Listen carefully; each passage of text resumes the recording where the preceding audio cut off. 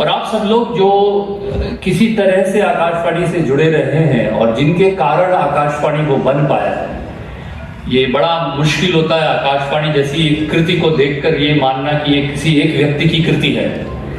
ये इतने लोगों का सामूहिक प्रयास है, सर्जना है।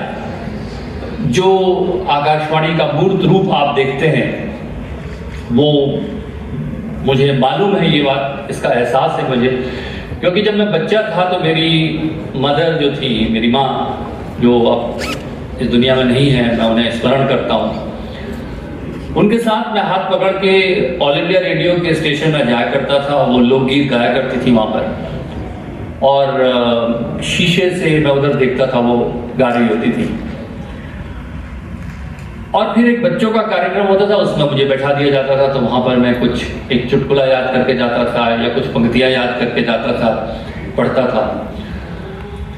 जो बीजारोपण संस्कृति का ऑल इंडिया रेडियो ने, आकाशवाणी ने किया है वो अतुलनीय है। वो हमारी धमनियों में तिरता है, वो हमारे स्पंदन में जीवित रहता है। कई बार हम भूल जाते हैं कि how much we owe to Akashvani in terms of growing up, how it is embedded in us, how deep down in our subconscious it has tiptoed, it has resided there for many years. यह रहता है वहां, हमारे सूक्ष्माति सूक्ष्म का हिस्सा है जो हमारे जीवन में परिलक्षित होता है। आज मैं, देखिए, बड़ा आसान है कि ये कहना कि संस्थाएं बन जाती हैं,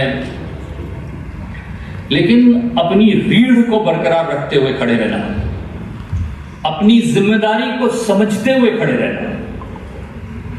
जब ढोल का स्वर होता है बहुत तेज, तो आप बांसुरी को नहीं सुन सकते।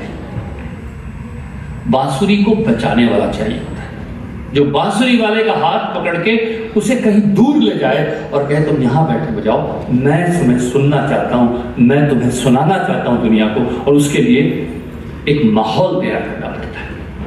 हमारी संस्कृति को, हमारी छोटे छोटे केंद्रों ने जिस रूप में हमारे देश में कलाकारों को, लोक भाषाओं को, लोक गीतों को, लोक संस्कृति को जिस तरह जीवित रखा है, उसकी तुलना नहीं की जा सकती।